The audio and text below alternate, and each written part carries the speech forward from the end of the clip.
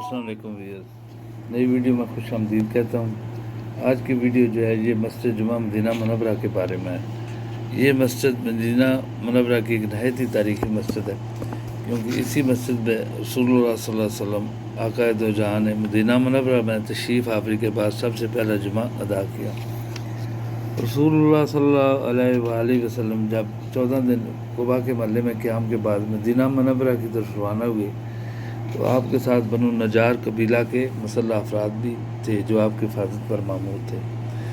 रस्ते में जब बनु सालम एक खजरजी कबीला था, उनके यहाँ से गुजर हुआ तो उस कबीले के लोगों ने इसरार किया कि या रसूलुल्लाह सल्लल्लाहु अलैहि वसल्लम आप हमारे यहाँ भी तशरीफ़ रखें और हमें भी खिदमत का मौका दें।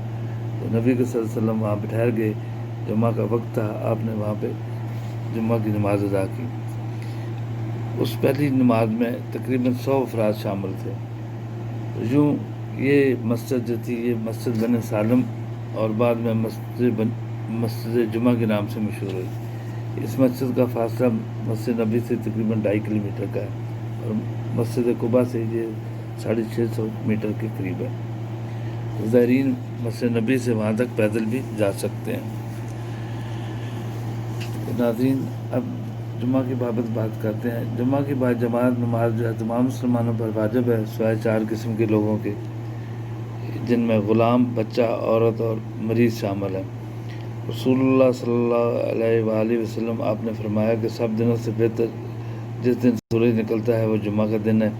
इसी दिन सैयदना आदम अलैहिस्सलाम पैदा हुए और इसी दिन जन्नत से निकाले गए और इसी दिन क़यामत कायम होगी।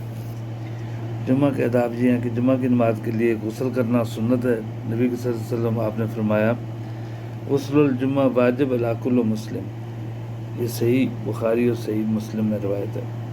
जुम्मा के दिन अच्छा साफ़ सुथरा लिबास पहनना, खुशबू लगाना ये भी सुन्नत है। नमाज जुम्मा के लिए जितनी जल्दी हो सके पहली फुर्सत में आना चाहिए। पहली फुर्सत में आने वाले को ऊँट, फिर गाय, फिर बकरी और फिर मुर्गी और फिर इसी तरह आखिर में राई के बराबर सवाब मिलेगा। जुम्मा का खुतबा जब शुरू हो जाता है तो फरिश्ते भी वहाँ पे हाज़िर हो जाते हैं। इसलिए जुम्मा के दिन खुतबा के वक्त बिल्कुल खामोश होकर सुनना चाहिए। जुम्मा के दिन मस्जिद पहुँचने के बाद जितनी रकात नमाज नफल अदा हो सके करनी चाहिए। जुम्मा की नमाज के लिए जहाँ जगह मिले बैठ जाना चाहिए। सफ़ों को फलांगना नहीं चाहिए, लोगों को तकलीफ़ नहीं देनी चाहिए। आपने फरमाया जो आदमी गुस्ल तारस खुशबू लगाकर मस्जिद पहुँचा और जुम्मा की नमाज अदा की, इसके लिए इस जुम्मा से लेकर अगले जुम्मा तक तमाम गुनाह माफ़ कर दिए जाते हैं। यूँ ये जुम्मा का दिन जो है तमाम दिनों से अफजल है और दिनों का सरदार है। अल्लाह ताला हमें मसनून तरीके से जुम्मा पढ़ने की तौफीक दे।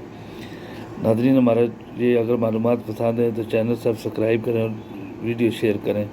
अल्लाहुम्मा सल्लि व सल्लिम अला सय्यिदिना मुहम्मद व अला आलिहि व सहबिही अजमईन।